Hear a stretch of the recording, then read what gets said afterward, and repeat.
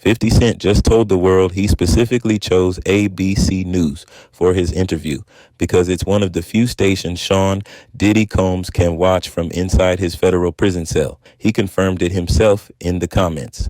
"I thought about it," he wrote. What's wrong with that? That right there tells you everything you need to know about this 20-year beef. And now that 50 Cent has a 4-part Netflix documentary called Sean Combs The Reckoning, sitting at the top of the charts while Diddy serves a 50-month sentence at Fort Dix Federal Correctional Institution in New Jersey, this rivalry has reached its ultimate conclusion. So let me break down how we got here, because this is a story about two of hip-hop's biggest titans, a shopping invitation at a wedding that changed everything, and one man who allegedly spent decades warning us about another. Before we get into the trial and the documentary, you need to understand where this all started. The tension between 50 Cent and Diddy reportedly traces back to the early 2000s. According to 50 Cent, he actually did some ghostwriting work for Diddy during a period when he was recovering from being shot 9 times and dropped from Columbia Records. They worked together on a few projects, including a remix of a Notorious B.I.G. song in 2002. By 2003, Diddy was presenting 50 Cent with the Best Rap Video Award at the MTV Video Music Awards. Things seemed cordial enough on the surface, but then came the shopping incident. According to 50 Cent, at the wedding of music executive Chris Lighty sometime in the mid-2000s, Diddy approached him and made an offer that stuck with him for years. "He told me he'd take me shopping," 50 Cent recalled on The Breakfast Club in 2018. "I looked at him like, 'What did you just say? Let me move, man, before I do something. You gonna make me mess up the wedding.'" 50 Cent said he found the gesture deeply uncomfortable. "That's something a guy says to a girl," he explained. When Diddy appeared on the same radio show, he dismissed the whole thing. "I just thought he needed some clothes," Diddy said. "I don't have no beef with Fifth. He loves me. Y'all can't see that he loves me? You really think that's hate? You know he loves me." Diddy insisted he didn't take 50 Cent's comments personally. "When he does that, it's like funny to me. I know he has a different sense of humor, and he's just not in my life." But 50 Cent had already made up his mind. And in September 2006, he released a diss track called The Bomb that took their tension fully public. In the song, 50 Cent implied that Diddy knew who killed Christopher Wallace, the rapper known as the Notorious B.I.G., who was gunned down in Los Angeles in March 1997. Diddy was traveling in a separate vehicle of the same caravan when Wallace was shot. No one has ever been charged with the murder. 50 Cent even rapped in the track, "I guess this means I won't be invited to the white parties in the Hamptons," referencing Diddy's famous summer events. From that point forward, 50 Cent made it clear he wanted nothing to do with Diddy's world. "I've been very vocal about not going to puffy parties," he said in interviews. "I wasn't comfortable around him." Their paths crossed professionally a few times after that. In August 2007, 50 Cent, Diddy, Jay-Z, and Kanye West all appeared together on stage at Madison Square Garden for the Screamfest tour. There's footage of them standing side by side, arms raised. But behind the scenes, according to 50 Cent, the mistrust never went away. The business rivalry added another layer. When Diddy became the face of Ciroc Vodka through a lucrative deal with Diageo, 50 Cent later partnered with competing brand Effin' Vodka in 2016. He mocked Diddy's product quality publicly, saying on the Drink Champs podcast that Ciroc wasn't even vodka because it was made from grapes. The professional shots kept coming. Then, in November 2018, Diddy's longtime partner Kim Porter passed away from pneumonia. In a rare moment of restraint, 50 Cent publicly offered his condolences. Some thought maybe the feud had finally cooled down. It hadn't. When singer Cassie Ventura filed a civil lawsuit against Diddy in November 2023, accusing him of rape, physical abuse, and sex trafficking during their decade-long relationship, 50 Cent immediately went on the offensive. The lawsuit was settled within 24 hours for what was later revealed in court testimony to be $20 million. But 50 Cent publicly mocked the settlement and predicted the drama was just beginning. First, he denied that it even happened, and then the tape comes out, 50 Cent told The Hollywood Reporter, referring to surveillance video from 2016 that would later surface showing Diddy physically assaulting Ventura in a Los Angeles hotel hallway. So that means everything that N says is a lie. In March 2024, federal investigators from Homeland Security executed search warrants at Diddy's homes in Miami and Los Angeles. His sons Christian and Justin were temporarily handcuffed during the raid, though neither was arrested or charged. 50 Cent posted immediately on social media, Now it's not Diddy do it, it's Diddy done. They don't come like that unless they got a case. He was right. On September 16th, 2024, Sean Combs was arrested in New York City and charged with racketeering conspiracy, sex trafficking by force, fraud, or coercion, and transportation to engage in prostitution. Prosecutors alleged he led a criminal enterprise that abused, threatened, and coerced women into prolonged, drug-fueled sexual encounters with male prostitutes, which he called freak-offs. More than 1,000 bottles of baby oil and personal lubricant were reportedly seized during the raids on his properties. Diddy pleaded not guilty to all charges. Just 1 week after the arrest, Netflix announced they had secured 50 Cent's documentary about Diddy. He had been working on the project with director Alexandria Stapleton for over a year. This is a story with significant human impact, 50 Cent and Stapleton said in a joint statement.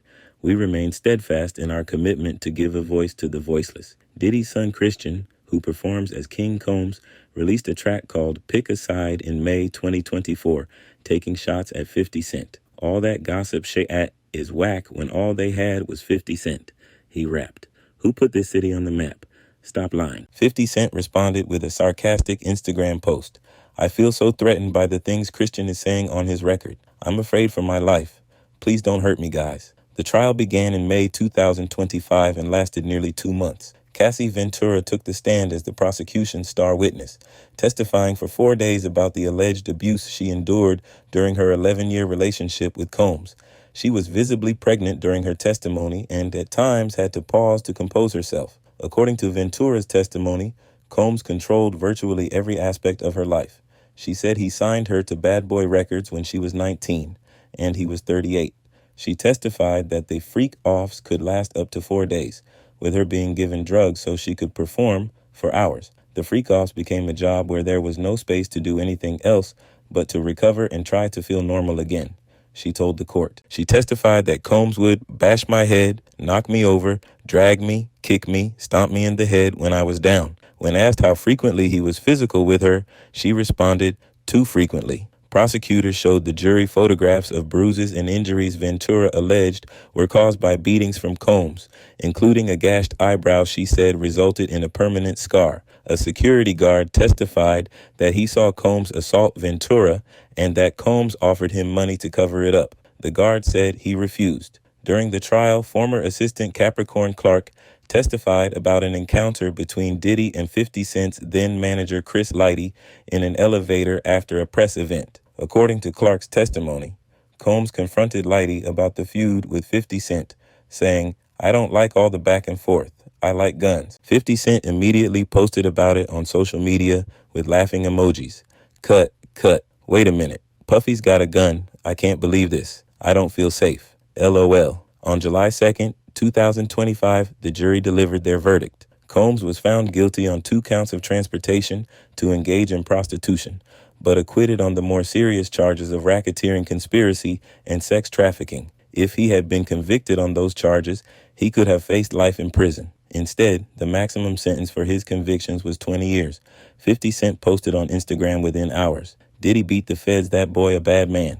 Beat the Rico. He the gay John Gotti. On October 3rd, 2025, Judge Arun Subramanian sentenced Combs to 50 months in federal prison, plus 5 years of supervised release and a $500,000 fine.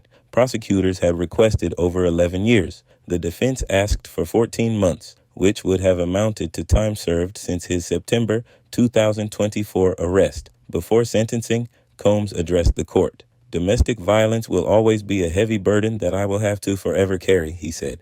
My actions were disgusting, shameful, and sick. I was sick from the drugs. I was out of control. Cassie Ventura submitted a letter to the judge expressing fear.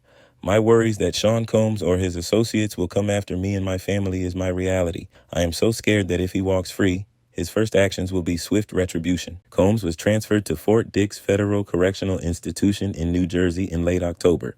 He's reportedly working as a chaplain's assistant and teaching a business skills class to other inmates. According to Bureau of Prisons records, he's set for release on June 4th, 2028, though he could earn reductions through substance abuse treatment programs. Meanwhile, Sean Combs' The Reckoning dropped on Netflix on December 2nd, 2025, and immediately shot to the top of the charts. The 4-part series includes interviews with jurors from Diddy's trial, former Bad Boy Entertainment co-founder Kirk Burrows, former artists like Aubrey O'Day and Mark Curry, and alleged victims who are speaking publicly for the first time. The most striking footage in the documentary was shot in the 6 days leading up to Diddy's arrest by a videographer he allegedly hired but never paid. According to journalist Rob Shooter, Diddy always had photographers and video crews trailing him everywhere all the time. But because he was cheap, he refused to do formal contracts. That footage ended up in 50 Cent's hands. In one scene, Combs is on the phone with his attorney, Mark Agnifilo.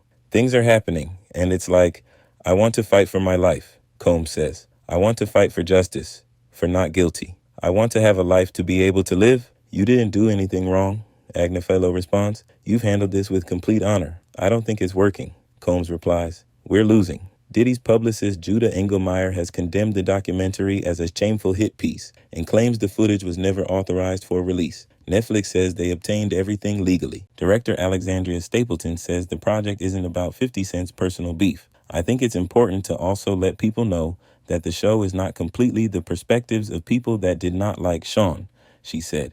We weren't trying to just get the highlights, the salacious details. The real goal was to storytell. 50 Cent disagrees that any of this is personal. In his ABC News interview, he said, what they consider pre-existing beef for 20 years is me being uncomfortable with him, suggesting that he takes me shopping. It's not personal. After 20 years of diss tracks, social media trolling, competing vodka brands, and now a Netflix documentary watched by millions while his rival sits in a federal prison cell, 50 Cent appears to have gotten exactly what he wanted. He said for years that something wasn't right with Diddy. Now the courts have agreed on at least 2 counts. The question that lingers is whether this was ever really about justice or if 50 Cent simply found the most elaborate way possible to win a feud. What do you think? Was 50 Cent warning us all along? Or has this always been personal revenge dressed up as accountability? Drop your thoughts in the comments. If you made it this far, consider subscribing. I break down stories like this every week.